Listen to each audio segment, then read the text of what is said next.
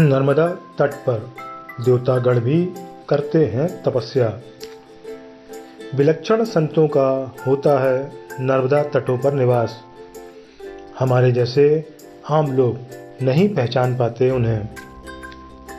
शास्त्रों में कहा गया है कि जब से सृष्टि का निर्माण हुआ तब से इस मृत्युलोक में माँ नर्मदा लोगों के कल्याण कार्य में लगी हुई है। माँ नर्मदा का तट जहाँ तप एवं साधना करके न केवल ऋषि मुनियों ने सिद्धि प्राप्त की वरन देवताओं ने भी माँ रेवा के तट पर साधना की है और अनादिकाल से यह क्रम आज भी अनवरत जारी है। हम जैसे साधारण लोग साधारण दृष्टि से देखने में सक्षम नहीं, लेकिन जिनके पास सूक्ष्म दृष्टि है वे जानते हैं कि कितने ही संत महात्मा आज भी सूक्ष्म रूप से नर्मदा तटों पर साधना लीन है। माँ नर्मदा की महिमा अपरंपार है। जो जितना जान पाता उसी से जीवन सार्थक हो जाता है। लगातार नर्मदा परिक्रमा वासियों की सेवा करने वाले संत सच्चिदानंद जी महाराज बताते हैं कि और रेवा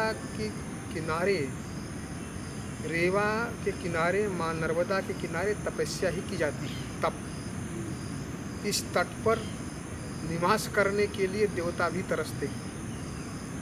इतने सिद्ध संत हैं नर्मदा खंड में कि कमंडल से कमंडल टकरा रहा है, उनको बैठने की जगह नहीं है। ऐसा कोई साधक नहीं होगा, ऐसा कोई संत नहीं होगा, ऐसा कोई देवता नहीं होगा जो माँ नर्मदा किनारे तपस्या न किया हो। वही सिद्ध बना है जिसके ऊपर माँ नर्मदा जी का हस्ताक्षर हुआ है। माँ नर्मदा की महिमा बड़ी अनंत है, बड़ी विचित्र है।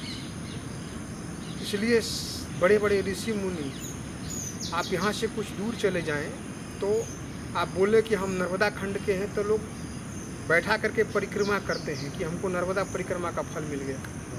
नर्मदा परिक्रमा का निवास करने वाले के लिए देवता भी दर्शन करने के लिए आते हैं। एक वृंदावन से संत आए थे और वो बांसुरी वादक थे, बांसुरी बजाते थे, विलक्षण संत थे वो। और नर्मदा खंड में ऐसे ऐसे संत आते हैं, ऐसे ऐसे साधक आते हैं, ऐसे ऐसे महात्मा आते हैं कि उनको चेहरे से नहीं पहचाना जा सकता है। उनकी साधना को जब व्यक्ति पहचान जाएगा वही जानता है कि ये बहुत शुद्ध संत है।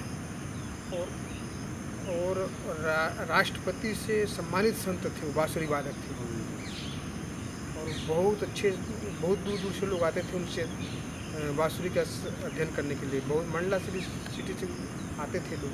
के पूर्व में एक माता जी रुकी थी जिन्होंने पूरे भारत की परिक्रमा कर रही हैं पैदल, पद यात्रा पैदल। उनको 9.5 वर्ष हो गए।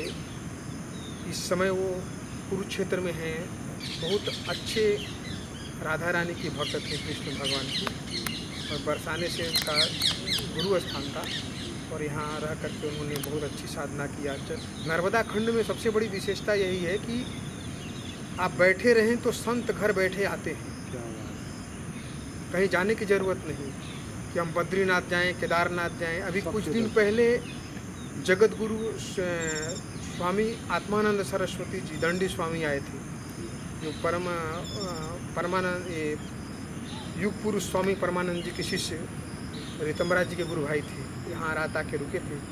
तो कौन किस घड़ी में मैया जी की अतिथि आ जाएं, अगर जो निर्मल भाव से माँ नर्मदा के परिक्रमा वासियों की सेवा करता है या किसी भी भगवान के भक्त जान करके, सिया राम मैं सब जग जाने करऊँ प्रणाम जोर जुग पानी, इस भाव से जो सेवा करता है भगवान सेवक के ऊपर जल्दी प्रसन्न होते हैं।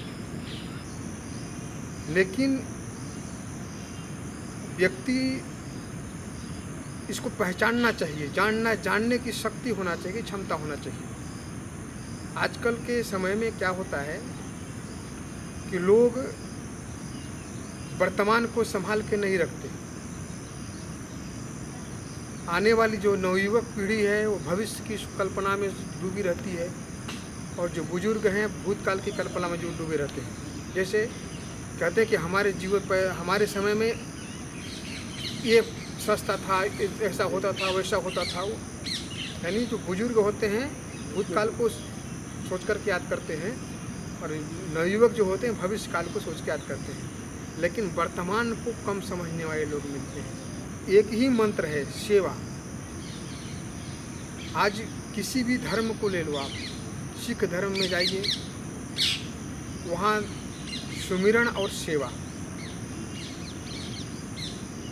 गुरु का सुमिरन और सेवा।